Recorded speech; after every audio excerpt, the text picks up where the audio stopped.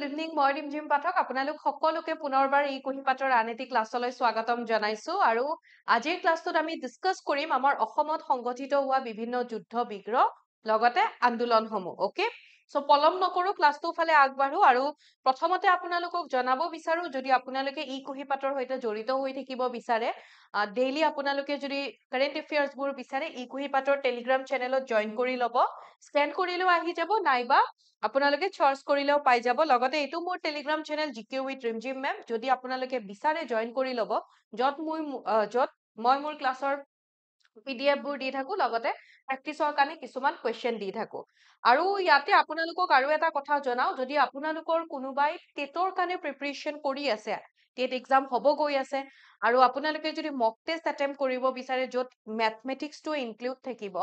তো তেনেকুৱাকে যদি আপোনালোকে বিচাৰিছে তেনেহলে ই কুঁহিপাতৰ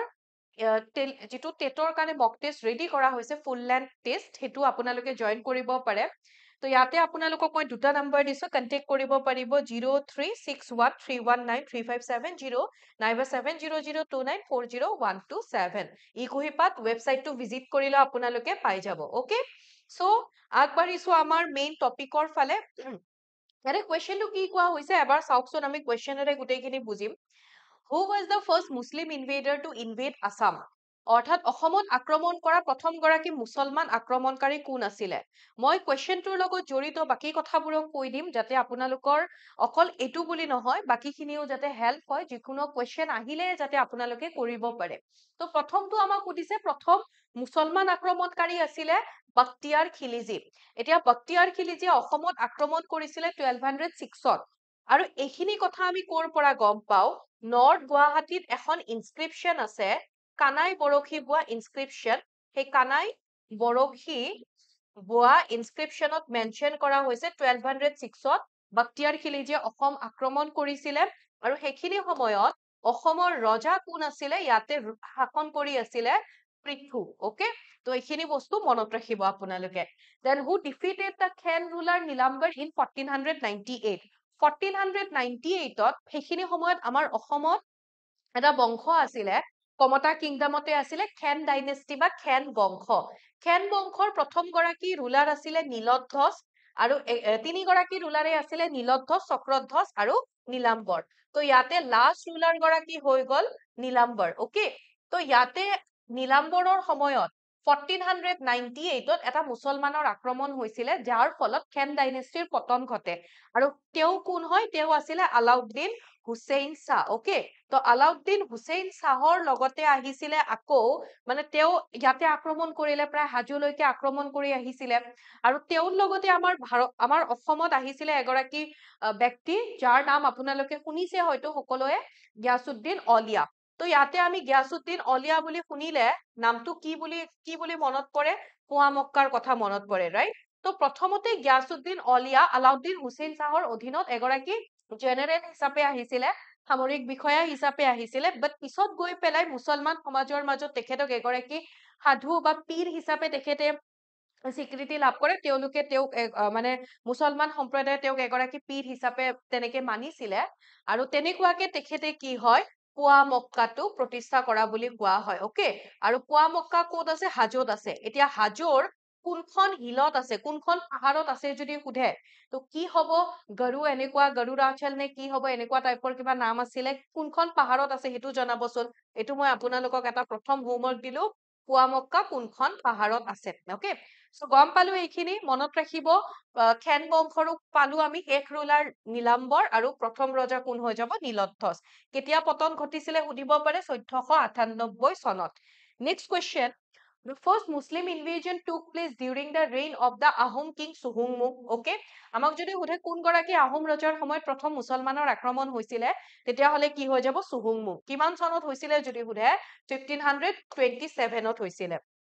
Who were the following attackers অৰ্থাৎ আক্ৰমণকাৰীৰ ভিতৰত কোন আছিলে বহুতে ইয়াতে কি কৰিব হয়তো তুঘ্ৰিল খান দিব নহলে তুৰবাক খান দেখিলে তুৰবাক খান দিব বাট মনত ৰাখিব 1527ত সুহুংমুঙৰ ৰাজসভাত বা সুহুংমুঙৰ সময়ত যি আক্ৰমণ হৈছিলে সেই আক্ৰমণ কোনে কৰিছিলে নুছৰাত শাহে কৰিছিলে কিন্তু তেওঁ হাৰি গল আৰু পিছত গৈ পেলাই 1532ত আৰু এগৰাকী ব্যক্তিয়ে আক্ৰমণ কৰিছিলে তেখেত কোন হয় তুৰবাক খান এটা তুৰ্বক খানৰ আক্ৰমণৰ ওপৰতো আমাক কোৱেশ্চন সোধে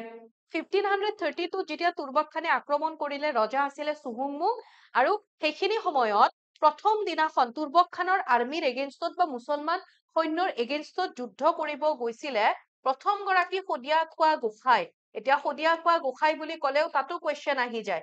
প্ৰথম গৰাকী সদিয়া খোৱা গোসাই কোন আছিলে ফ্ৰাছেন মুঙে প্ৰথম যুদ্ধ কৰিবলৈ গ'ল আৰু ফ্ৰাছেন মুঙৰ সেই যুদ্ধত প্ৰথম দিনাখন মৃত্যু হৈ থাকিল স্বামী হত্যাৰ প্ৰতিশোধ লবৰ কাৰণে ফ্ৰাছেন মুঙৰ পত্নী মূলা গাভৰুৱে তুৰ্বক খানৰ এগেইনষ্টত যুঁজি পেলাই নিজৰ জীৱন ত্যাগ কৰিছিলে আৰু সেই মূলা গাভৰুৱে যে যুঁজিব গৈছিলে সেই দেখি পেলাই যিসকল আহোম সৈন্য আছিলে তেওঁলোকৰো মনোবল দুগুণ হৈ উঠিছিলে আৰু তেওঁলোকে অতি পৰাক্ৰমেৰে তুৰ্বক খানৰ আৰ্মিৰ এগেইনষ্টত যুঁজি পেলাই তেওঁলোকক পৰাস্ত কৰিবলৈ সক্ষম হৈছিলে মনত থাকিব এতিয়া ইয়াতে দুটা কথা মনত ৰাখিব লাগিব দুটা মানে সদিয়া খোৱা গোসাই বুলি ক'লে সদিয়া খোৱা গোসাই পোষ্টটো কোনটো ভূখণ্ডৰ চোৱাচিতাৰ কাৰণে এপইণ্ট কৰা হৈছিলে চুতীয়া কিংডম অৰ্থাৎ চুহুংমুঙে চুতীয়া আৰু চুতীয়া আৰু কছাৰী কিংডম এনেক্স কৰি লৈছিলে চুতীয়া সাম্ৰাজ্য চোৱাচিতাৰ কাৰণে সদিয়া খোৱা গোসাই কছাৰী সাম্ৰাজ্য চোৱাচিতাৰ কাৰণে মৰঙী খোৱা গোসাই পোষ্টটো ইন্ট্ৰডিউচ কৰিছিলে প্ৰথম গৰাকী সদিয়া খোৱা গোসাই আছিলে ফ্ৰাছেন মুং চুতীয়া সাম্ৰাজ্য চুহুংমুঙে কেতিয়া এনেক্স কৰিছিলে 1523 মনত থাকিব ওকে তো 1527 ক'লে নুছৰত শাহ 23 ক'লে চুতীয়া কিংডম আৰু এইফালে 32 ক'লে তুৰ্বাক খান okay next question who signed the treaty of Majuli মাজুলীৰ সন্ধি কোনে স্বাক্ষৰিত কৰিছিল বুলি আমাক সুধিছে মাজুলীৰ সন্ধি কাৰ কাৰ মাজত স্বাক্ষৰিত হৈছিলে যদি সুধে বা কেতিয়া হৈছিলে 1563 স্বাক্ষৰিত হৈছিলে আহোম আৰু কোচসকলৰ মাজত কোচ ৰজা সেইখিনি সময়ত আছিলে নৰনাৰায়ণ আৰু লগতে আহোমৰ ৰজা কোন আছিলে আহোমৰ ৰজা আছিলে খোৰা ৰজা ওকে খোৰা ৰজা বুলি তেখেতক কোৱা হৈছিলে কাৰণ হাতীৰ পৰা পৰি এখন ভৰি চিৰদিনৰ বাবে খুনিয়া হৈছিলে খোৰা হৈছিলে সো খোৰা ৰজা বুলি কোৱা হয় তেখেতৰ আহোম নেমটো আমি যদি চাও আহোম নেমটো আছিলে সুখামফা ওকে আহোম নেম কি হ'ব সুখামফা আমাক সুখামফা বুলিও ক'ব পাৰে মনত ৰাখিব next question which of the following statement is true about the treaty of Akur Ali অকুৰৰ আলী সন্ধি সম্পৰ্কে নিম্নলিখিত কোনটো উক্তি সত্য বুলি আমাক কৈছে অকুৰৰ আলী সন্ধি কাৰ মাজত হৈছিলে যদি আমি চাও আমাৰ আনসাৰে আমি পাই যাম কাৰণ আমাক কোনটো কাৰেক্ট বুলি আমাক সুধিছে ন ট্ৰু বুলি কৈছে এতিয়া অকুৰৰ আলী সন্ধি কেতিয়া স্বাক্ষৰিত হৈছিলে যদি সুধে 1639ত অকুৰৰ আলী সন্ধি স্বাক্ষৰিত হৈছিলে আমি ইয়াতে স্টেটমেন্ট কেইটা অপশন কেইটা যদি চাও the Ahom king was Chandrakanta Singha then সেকেন্ডটো দিছে আহোম কিং ওয়াজ চুহুংমুং এটাও নহয় আহোম কিং সেইখিনি সময়ত কোন আছিলে প্ৰতাপ সিংহ আছিলে আৰু প্ৰতাপ সিংহ নাইবা তেখেতৰ আহোম নেমটো আছিলে সুচেংফা লগতে তেখেতক যি বিচক্ষণতাৰে মানে শাসন কৰিছিলে হেতু কাৰণে তেখেতক বুদ্ধি স্বৰ্গ নাৰায়ণ বুলিও কোৱা হয় ৰাইট সো এইখিনি মনত ৰাখিব আৰু লগতে বহুত বুঢ়া বয়সত ৰজা হৈছিলে সো বুঢ়া ৰজা বুলিও কোৱা হয় আৰু কিছু সোৰ্সত তেখেতক গজপতি বুলিও উল্লেখ কৰা হৈছে তো আহোম ৰজা পালো আমি প্ৰতাপ সিংহ কো এটুই কি হয় বাউন্ডাৰী ফিক্স কৰিছিলে কাৰ মাজত আহোম আৰু মুগলৰ মাজত তো অপশন হৈ যাব অপশন সি ডি টোত আমাক আহোম আৰু কোচ কৈছে নহয় তো এটুও মনত ৰাখি থৈ দিব কি বাউন্ডাৰী আছিলে তো এইফালে ব্ৰহ্মপুত্ৰৰ উত্তৰ পাৰৰ বৰনদী আৰু দক্ষিণ পাৰৰ অখুৰৰ আলি আহোম আৰু মুগলৰ মাজত মানে বাউন্ডাৰী বুলি সীমা বুলি নিৰ্ধাৰণ কৰা হৈছিলে এইখিনি মনত ৰাখিব কাৰ মাজত হৈছিলে সুধিলে আহোম আৰু Mughal then the first battle fought by ahom against the mughal was Ahom সকলে মুগলৰ বিৰুদ্ধে প্ৰথম যুদ্ধ কৰিছিলে 1615ত আৰু এই যে যুদ্ধ হল তাৰে পৰিণতিতে 1639ত অকুৰৰ আলী সন্ধি স্বাক্ষৰিত হৈছিলে প্ৰথমখন যুদ্ধ কি আছিলে সেইখন হয় বেটেল অফ ভৰালি শেষৰখন যুদ্ধ কি আছিলে ইটাখুলি আছিলে কিমান চনত হৈছিলে হেতুও মনত ৰাখিব then in the battle of Saraighat next to Lasit Borphukan was to the leadership of Lasit Borphukanor পিছতে Saraighator যুদ্ধত তলত উল্লেখ কৰা সকলৰ নেতৃত্বত উপস্থিত আছিলে অৰ্থাৎ Saraighator যুদ্ধ কেতিয়া হৈছিলে যদি সুধে 1671ত হৈছিলে আহোম আৰু মুগলৰ মাজত এতিয়া কোৱেশ্চনটো আমাক সুধিছে লাচিত বৰফুকনৰ লগত আৰু আন কোন আছিলে যোনে আহোমৰ সৈন্যক নেতৃত্ব দিছিলে Saraighator যুদ্ধ বুলি ক'লেতো লাচিত বৰফুকন জানোৱে আমি সকলোৱে এতিয়া ইয়াতে আহোমৰ ৰজা বুলি ক'লে সেইখিনি সময়ত আছিলে উদয়াদিত্য সিংহ কোন আছিলে উদয়াদিত্য সিংহ আৰু মুগলৰ ৰজাটো এনেই নৰমেলি ঔৰংগজেব আছিলে বাট ঔৰংগজেবেতো নিজে আহা নাছিলে তেখেতে পঠাইছিলে ৰামসিংহই মোগল আৰ্মিক নেতৃত্ব দিছিলে আৰু ইয়াতে লাচিত বৰফুকনৰ ঠিক পিছতে কোন আছিলে আতন বুঢ়াগোহাঁই লাচিত বৰফুকনৰ যেনেকে আমি পৰাক্ৰমৰ কথা গম পাওঁ ঠিক তেনেকুৱাকে আন এগৰাকী ব্যক্তিৰ কথা জানিব লাগিব তেখেত হৈছে আতন বুঢ়াগোহাঁই the next টো কৈছে which of the following statement is true okay true বুলি সুধিছে about the treaty of ঘিলাজাৰী ঘাট ঘিলাজাৰী ঘাটৰ সন্ধিৰ সৈতে নিম্নলিখিত কোনটো উক্তি সত্য বুলি আমাক কৈছে এতিয়া ঘিলাজাৰী ঘাটৰ সন্ধি কাৰ কাৰ মাজত হৈছিলে যদি সোধে আহোম আৰু মোগলৰ মাজত হৈছিলে আহোম ৰজাৰ প্ৰথমটো ষ্টেটমেন্ট কৈছে দা আহোম কিং was চন্দ্ৰকান্ত সিংহ নহয় আহোম কিং সেইখিনি সময়ত আছিলে জয়ধ্বজ সিংহহে আছিলে ওকে তো জয়ধ্বজ সিংহ আছিলে তো জয়ধ্বজ সিংহৰ সময়ত আহোম আৰু মোগলৰ মাজত যুদ্ধ হয় মানে যুদ্ধ হৈছিলে মানে মোগলে আক্ৰমণ কৰিছিলে গুৱাহাটী পুনৰুদ্ধাৰ কৰিবৰ কাৰণে আৰু মোগলৰ ফালৰ পৰা আহিছিলে মীৰ জুমলা মোগলৰ সেইখিনি সময়ত ৰজা আছিলে ঔৰংগজেবে জাষ্ট সিংহাসনত আৰোহণ কৰিছিলেহে ৱাৰ অফ সাকচেছনৰ পিছত তাৰপিছত মীৰ জুমলাক পঠালে 1662 মীৰ জুমলাই আহি পালে আমাৰ যি কেপিটেল আছিলে গড়গাঁও অধিকাৰ কৰিলে আহোমৰ আৰু জয়ধ্বজ সিংহ যুদ্ধৰ পৰা পলাই গুচি গল মানে যুদ্ধভূমিৰ পৰা ৰাজ্যৰ পৰা আৰু সেইটো কাৰণে তেখেতক ভগনীয়া ৰজা বুলিও কোৱা হয় মনত ৰাখিব তো এইটো ষ্টেটমেন্টটো ইনকাৰেক্ট প্ৰথমটো option then the treaty was signed on the 15 September 1663 no ট্ৰিটিখন কেতিয়া সাইন কৰা হৈছিলে 22nd জানুৱাৰী 22 জানুৱাৰী 1663 সাইন কৰা হৈছিলে then next টো কৈছে মীৰ জুমলা represented the Mughal side in the treaty yes correct হয় ডিটো দিছিলে নাম এটাওটো নহয় আমাক সুধিছে ট্ৰু তো আমাক ইয়াতে কি হয় মুঘল সাইডৰ পৰা মীৰ জুমলাই লিড কৰিছিলে বা মুঘল আৰ্মিক মীৰ জুমলাই ৰিপ্ৰেজেন্ট কৰিছিলে then battle of Alaboi took place in which year Alaboi যুদ্ধ কোন বছৰত হৈছিলে আমাক সুধিছে তো আলাবৈৰ যুদ্ধ আমি যদি চাও কাৰ মাজত হৈছিলেও যদি সুধে আহোম আৰু মোগলৰ মাজত হৈছিলে শৰাইঘাটৰ যুদ্ধ হোৱাৰ আগতে শৰাইঘাটৰ যুদ্ধ 1671 শৰাইঘাটৰ আলাবৈৰ যুদ্ধ হৈছিলে 1669ত মোগলৰ সেইখিনি সময়ত ৰজা যেনেকে মই অকমান আগতে কলো ঔৰংগজেব আছিলে আৰু ঔৰংগজেবে এইবাৰ পঠালে কাক ৰামসিংহ চাওক প্ৰথমতে ঘিলাজাৰী ঘাটৰ সন্ধি হল মীৰ জুমলাই আহিলে অসম আক্ৰমণ কৰিলে জয়ধ্বজ সিংহৰ সময়ত তাৰপাছত জয়ধ্বজ সিংহৰ এগৰাকী কাজিন চক্ৰধ্বজ সিংহক ৰজা পতা হয় আৰু চক্ৰধ্বজ সিংহ এইখিনি সময়ত ৰজা আছিলে আহোমৰ চক্ৰধ্বজ সিংহ আৰু তেখেতে লাচিত বৰফুকনক এপইন্ট কৰে লাচিতক এপইন্ট কৰিছিলে এজ এ বৰফুকন ওকে তো লাচিতে বৰফুকন হিচাপে নিযুক্তি পাই তেখেতক দায়িত্ব দিলে গুৱাহাটীখন পুনৰ উদ্ধাৰ কৰিব লাগে আৰু সেই গোটেইখিনিক লৈ পেলাই এইবাৰ আকৌ মোগল সকলে ঔৰংগজেবে এইবাৰ আকৌ পঠালে কাক ৰামসিংহক পঠালে ৰাইট আৰু তেনেকুৱাকে প্ৰথমতে ইয়াতে যুদ্ধ হৈছিলে আলাবৈ যুদ্ধ ৰামসিংহই মানে চক্ৰধ্বজ সিংহক চ্যালেঞ্জ কৰিছিলে যে আপুনি যদি আমাৰ লগত যুদ্ধ কৰে মোৰ লগত যুদ্ধ কৰে আৰু যদি যুদ্ধ জিকি যায় আমাক গুৱাহাটী একো নালাগে আমি উভতি যাম এইবাৰ আৰু চক্ৰধ্বজ সিংহৰ ইগত লাগি গল বলে মইতো এগৰাকী ৰজা মই তেওঁৰ লগত যুদ্ধ কৰিব যাম তেওঁতো কোনো ৰজা নহয় তো তেনেকে ইগত লাগিবলে আমি গোটেই সৈন্যই আমি যুদ্ধ কৰিব তো তেনেকে আলাবৈ যুদ্ধ হল য'ত অলমোষ্ট 10,000 আহোম সৈন্যৰ মৃত্যু হৈছিলে দুয়োপক্ষৰে বহুতখিনি ক্ষতি হৈছিলে আৰু পিছত গৈ 1671ত শৰাইঘাটৰ যুদ্ধ হয় okay next question the battle of Latakata took place during the reign of which Ahom king লতাকটাৰ যুদ্ধ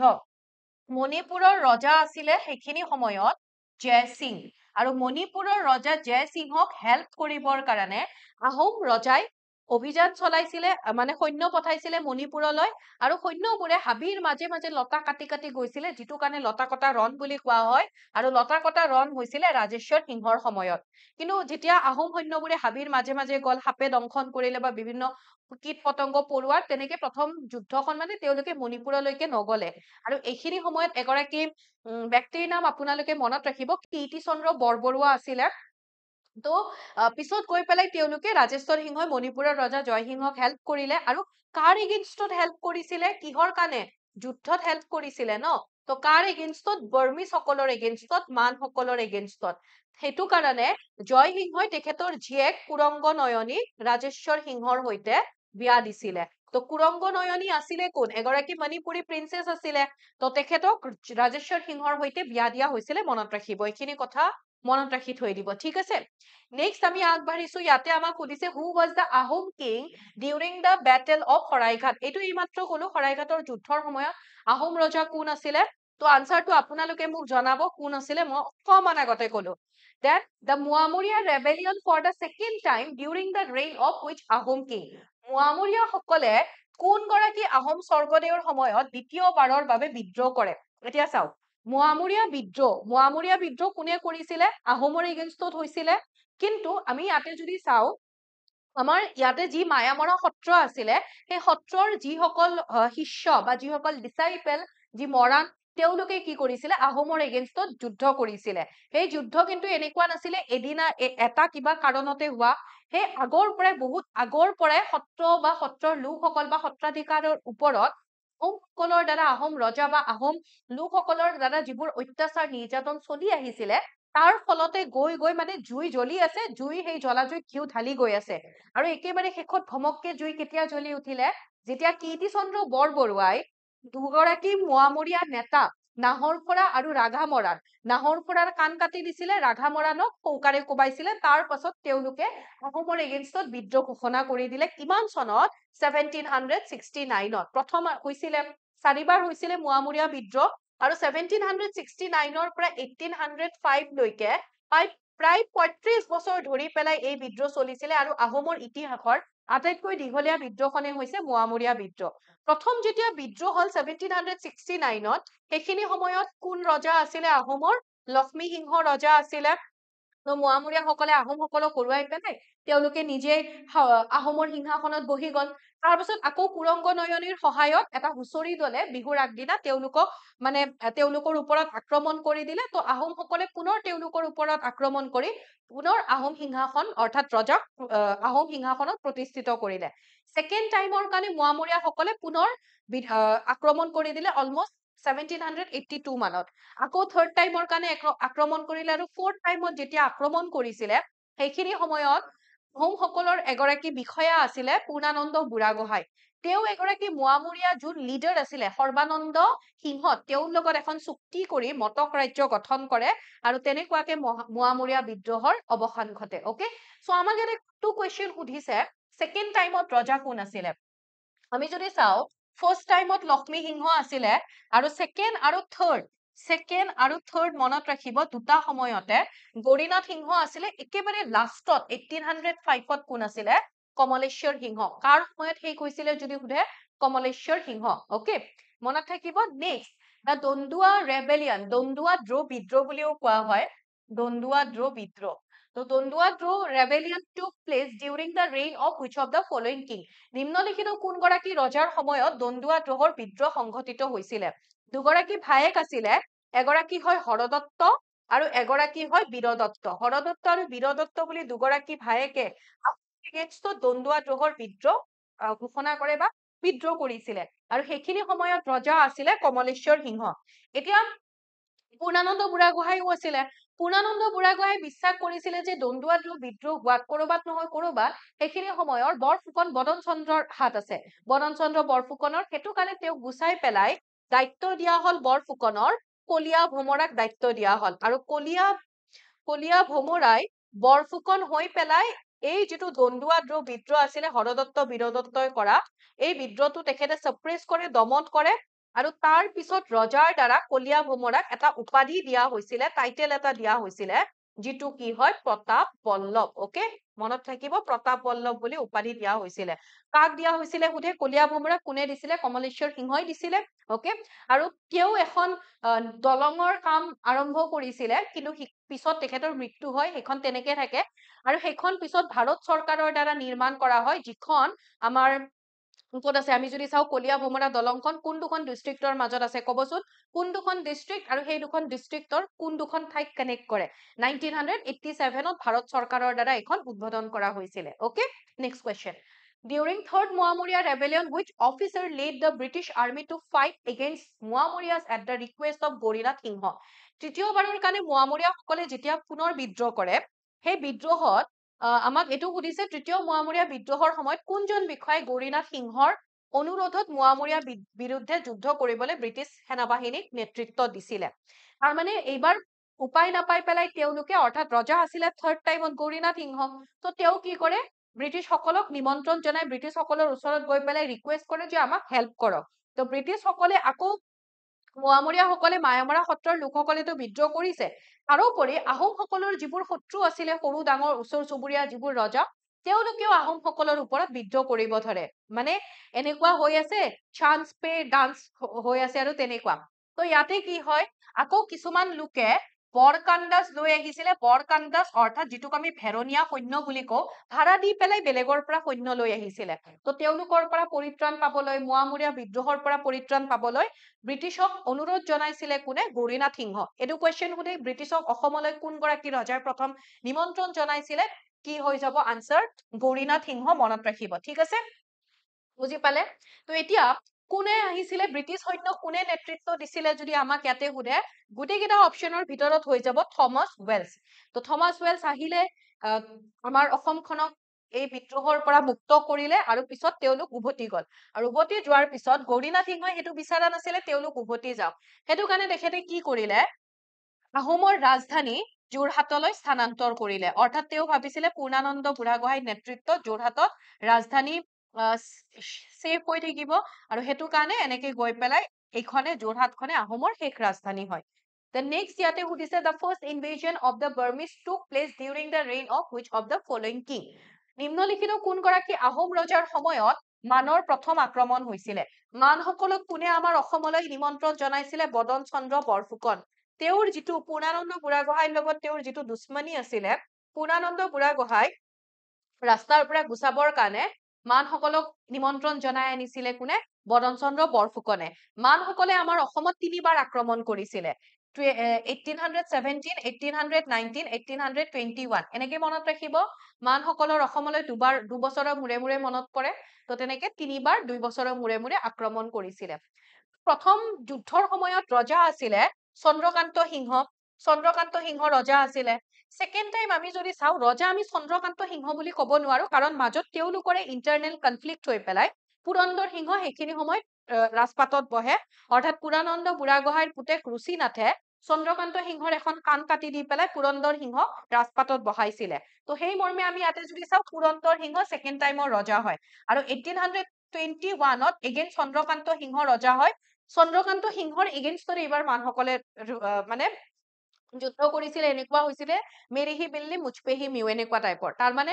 তেওঁলোকে হেল্প কৰিলে চন্দ্ৰকান্ত সিংহক ৰাজপাটত বহাত কিন্তু চন্দ্ৰকান্ত সিংহই পাতাল বৰুৱাৰ লগত লগ লাগি মানসকলে অহা ৰাস্তা বন্ধ কৰাতহে লাগিছিলে তো এনেকৈ গৈ পেলাই বিভিন্ন কাৰণ আছে কিহৰ কাৰণে কি হয় সেইবোৰ অসম ইতিহাসত আমি ভালকে পঢ়িব পাও সো ইয়াতে আনসাৰ হৈ যাব প্ৰথম যুদ্ধৰ সময়ত ৰজা আছিলে Chandrakanta Singha then in which year the treaty of Yandabo was signed কোন চনত ইয়াণ্ডাবু সন্ধি স্বাক্ষৰিত হৈছিলে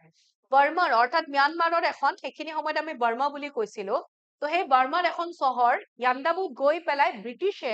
মানসকলক তালৈকে খেদি লৈ গৈছিলে আৰু তাতে লাষ্টত উপায় নাপায় তেওঁলোকে কি কৰিব চাৰিওফালৰ পৰা ব্ৰিটিছে তেওঁলোকক আগুৰি ধৰিছে আৰু তেনেকুৱাকে মান ৰজাই ব্ৰিটিছৰ লগত এখন চুক্তি কৰে যিখনকে আমি ইয়াণ্ডাবু সন্ধি বুলি কওঁ ওকে আৰু কেতিয়া হৈছিলে আমাক এনেকেও সোধে ইয়াণ্ডাবু সন্ধি কাৰ কাৰ মাজত হৈছিলে ব্ৰিটিছ কোন আছিলে ইষ্ট ইণ্ডিয়া কোম্পানীহে আছিলে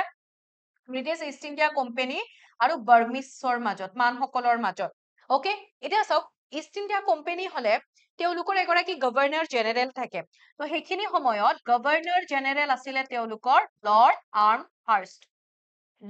আৰ্মহাৰ্ষ্ট মনত ৰাখিব তো ইয়াতে ইয়াণ্ডাবু ট্ৰিটি কেতিয়া হৈছিলে 1826-24 ফেব্ৰুৱাৰীত হৈছিলে ব্ৰিটিছ আৰু মানসকলৰ মাজত যি ফাৰ্ষ্ট এংলো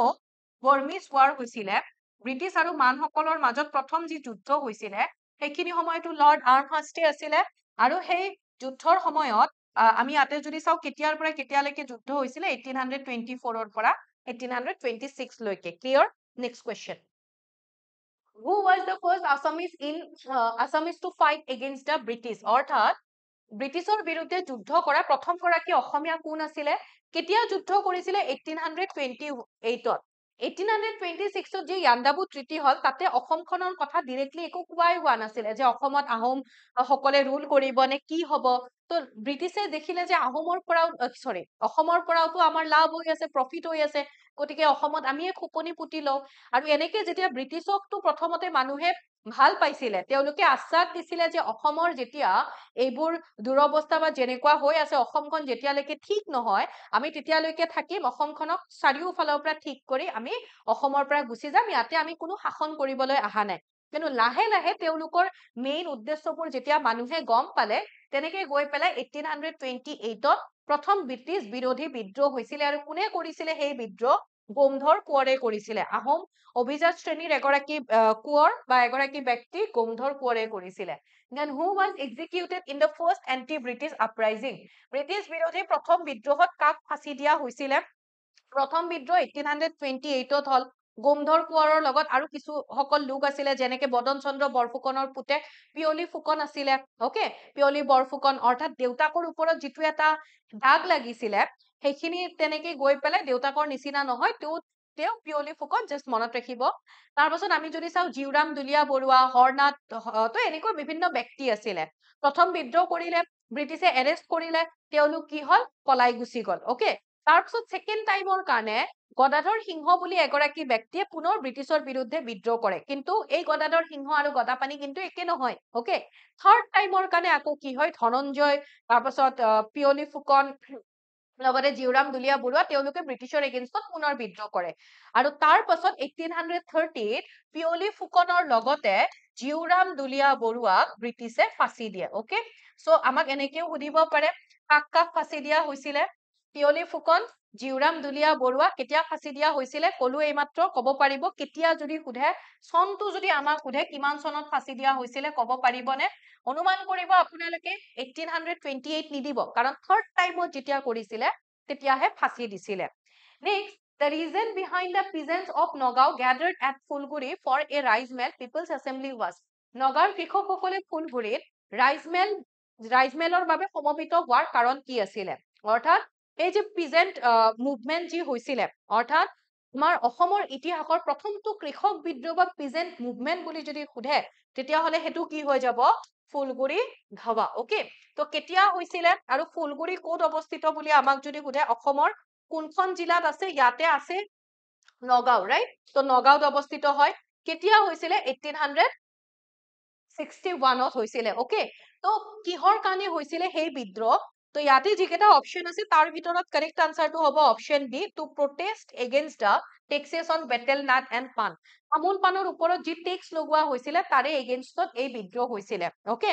আৰু লগতে কি আছিলে তেওঁলোকে যিটো আফু খেতি কৰিছিলে অপিয়ামৰ যিটো কাল্টিভেশ্যন কৰিছিলে সেই আফু খেতিৰ ওপৰতো ব্ৰিটিছে বেন লগাই দিছিলে তো তেওঁলোকে সেইটোৱে তেওঁলোকৰ মেইন জীৱিকাৰ উৎস আছিলে তো এনেকে গৈ পেলাই ফুলগুৰিত ধাৱা হৈছিলে দেন নেক্সট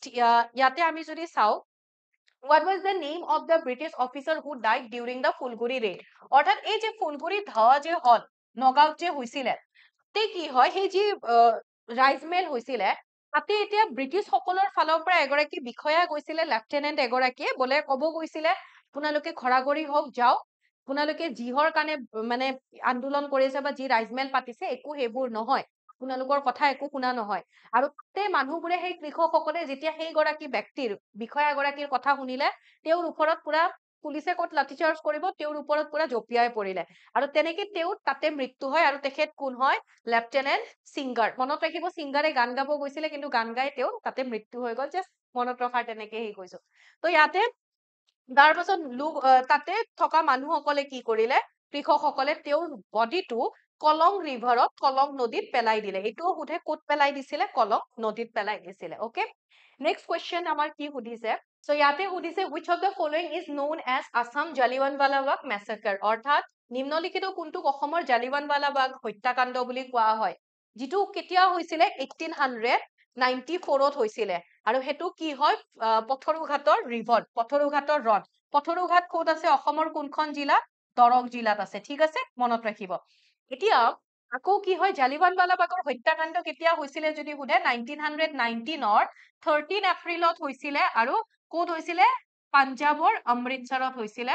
এইবোৰো আমাক সোধে ইণ্ডিয়ান হিষ্ট্ৰী পাৰ্সপেক্টিভত আহি যাব পাৰে ইণ্ডিয়ান হিষ্ট্ৰী কুৱেশ্যন সুধিলে মনত ৰাখিব নেক্সট আমাক সুধিছে where did the পথৰুঘাট ৰণ take place এইমাত্ৰ কলো পথৰুঘাটৰ ৰণ ক'ত সংঘটিত হৈছিলে দৰং ডিষ্ট্ৰিক্টত তাৰোপৰি আমাক আকৌ সুধিব পাৰে ৰঙিয়া আৰু লাচিমাৰ বিদ্ৰোহৰ কথা সুধিব পাৰে তো কেতিয়া হৈছিলে যদি সুধে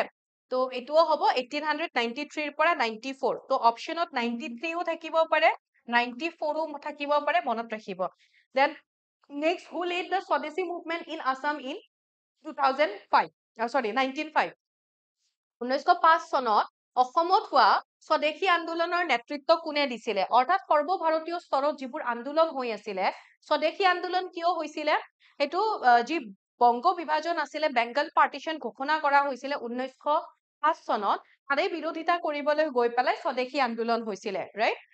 সেই যেনেকুৱাকে সৰ্বভাৰতীয় স্তৰত হৈ আছিলে তাৰে প্ৰভাৱ আমাৰ অসমতো পৰিছিলে আৰু অসমত স্বদেশী আন্দোলনৰ নেতৃত্ব দিছিলে অম্বিকা গিৰি ৰায় চৌধুৰী মনত ৰাখিব then who was the first woman martyr in the history of Assam's freedom struggle অসমৰ স্বাধীনতা সংগ্ৰামৰ ইতিহাসত প্ৰথম নাৰী শ্বহীদ কোন আছিলে তো কিহৰ কাৰণে অৰ্থাৎ যিটো চাহ আমি যদি চাও চাহ বাগানত তাতে সেই যিবোৰ আফিং বা আফু খেতি তাৰে সেই কানিৰ প্ৰচলন সেইবোৰৰ বিৰোধিতা কৰিবলৈ গৈ পেলাই তাতে শ্বহীদ হৈছিলে মালতী মেম তো অপচন ইয়াতে কি হৈ যাব correct answer C next in which year Gopinath Bordoloi was arrested for the taking part in the freedom movement অৰ্থাৎ কোনটো আন্দোলনত অংশগ্ৰহণ কৰাৰ কাৰণে নন কোঅপাৰেশন মুভমেন্ট তাৰ মানে হয় কোনে আমি অসমীয়াত যদি চাও অসহযোগ আন্দোলন তো অসহযোগ আন্দোলনৰ আৰম্ভণি কোনে কৰিছিলে অসহযোগ তো অসহযোগ মানে আমি সহযোগ নকৰো তো আৰম্ভণি কোনে কৰিছিলে মহাত্মা গান্ধীয়ে কেতিয়া কৰিছিলে 1920 আৰু 1920 ত এটা ঘটনা সংঘটিত হৈছিলে চৰি চৰা মুভমেন্ট বুলি অৰ্থাৎ উত্তৰ প্ৰদেশৰ চৰি চৰাত এটা পুলিশ ষ্টেচন জ্বলাই দিছিলে আন্দোলনকাৰীসকলে তো মহাত্মা গান্ধীয়ে ক'লে যে মইতো অহিংসাহে বিচাৰিছিলো কিন্তু গৈ পেলাই যিহেতু হিংসাক আঁকোৱালি লোৱা হল গতিকে তেখেতে উইথড্ৰ কৰি ললে আন্দোলন তো তেনেকে 1922 লৈকে আছিলে তো এই আন্দোলনত অংশগ্ৰহণ কৰাৰ কাৰণে গোপীনাথ বৰদলৈক এৰেষ্ট কৰিছিলে 1922 পিছতো এৰেষ্ট কৰা হয় সেইকেইটা চন যিহেতু দিয়া নাই 1922 হ'ব এই চন কেইটাৰ ভিতৰত then who among the following from Assam join the famous Dandi march অৰ্থাৎ দাণ্ডি শোভাযাত্ৰাত অসমৰ পৰা কোনে অংশগ্ৰহণ কৰিছিলে যোগদান কৰিছিলে দাণ্ডি মাৰ্চ মানে কি হয় মহাত্মা গান্ধীয়ে এইবাৰ ভাবিলে অসহযোগ আন্দোলনৰ পিছত এইবাৰ আৰু মানে মহাত্মা গান্ধীক কোৱা হল বোলে গান্ধীজী আৰু কিবা তেনেকুৱা আন্দোলন কৰক মানে বহুত ঠেই হৈ আছে এনেকুৱা ডাঙৰ স্তৰত কিবা এটা আন্দোলন কৰিব লাগে তো মহাত্মা গান্ধীয়ে ভাবিলে যে কেনেকুৱা কি মুদ্দা এটা লৈ আন্দোলন কৰিব পৰা যায় তো তেওঁ দেখিলে এটা বস্তু যিটো হৈছে সল্ট টেক্স ব্ৰিটিছে কি হয় বহুত আগৰ পৰাই সল্টৰ ওপৰত নিমখৰ ওপৰত টেক্স লগাই দিছিলে তো সেই সল্ট টেক্সটোক মুদ্দা বনাই পেলাই আন্দোলন কৰিলে প্ৰথমতে মহাত্মা গান্ধীয়ে ক'লে যে তেখেতৰ যি সবৰমতী আশ্ৰম আছিলে সবৰমতী আশ্ৰমৰ পৰা গুজৰাটৰ দাণ্ডিলৈকে দাণ্ডি কোষ্টেল এৰিয়া হয় দাণ্ডিলৈকে যাত্ৰা কৰিব তাতে নিমখ প্ৰস্তুত কৰিব আৰু সেই যে শোভাযাত্ৰা কৰিছিলে তাতে আমাৰ অসমৰ পৰা প্ৰথমতে তেওঁ কেইগৰাকীমান ব্যক্তিৰ সৈতে আৰম্ভণি কৰিলে শোভাযাত্ৰাটো কিন্তু ৰাস্তাত তেওঁৰ লগত হাজাৰ হাজাৰ মানুহে অংশগ্ৰহণ কৰিছিলে আৰু সেই শোভাযাত্ৰাটোতে সুধিছে পদযাত্ৰাত আমাৰ অসমৰ পৰা কোনে অংশগ্ৰহণ কৰিছিলে যদি সুধে লীলাধৰ বৰুৱা ওকে তো ইয়াতে মনত ৰাখিব তো ইয়াতে আমি যদি চাও মহাত্মা গান্ধীয়ে দাণ্ডিত উপস্থিত হৈ পেলাই নিমখ প্ৰস্তুত কৰে সল্ট প্ৰস্তুত কৰাৰ পাছত যিটো সল্টৰ ওপৰত যি আইন আছিলে সেই আইন ভংগ কৰে আৰু হেতুৰ আমি কি বুলি কও সল্ট সত্যাগ্ৰহ বুলিও কও ওকে আৰু তাৰ পাছত তেখেতে ইয়াৰে পৰা আৰম্ভ কৰে সিভিল ডিসঅবিডিয়েন্ট মুভমেন্ট অৰ্থাৎ আইন অমান্য আন্দোলন সল্ট সত্যাগ্ৰহ দাণ্ডি মাৰ্চ যদি সুধে কেতিয়া হৈছিলে গোটেই কেইটা এটাই চন হয় 1930 হৈছিলে ৰাইট আৰু এগৰাকী ব্যক্তিৰ নাম মনত ৰাখিব চন্দ্ৰধৰ বৰুৱা তেখেতে 1930 লণ্ডনত হৈছিলে প্ৰথম ৰাউণ্ড টেবল কনফাৰেন্স মানে ঘূৰণীয়া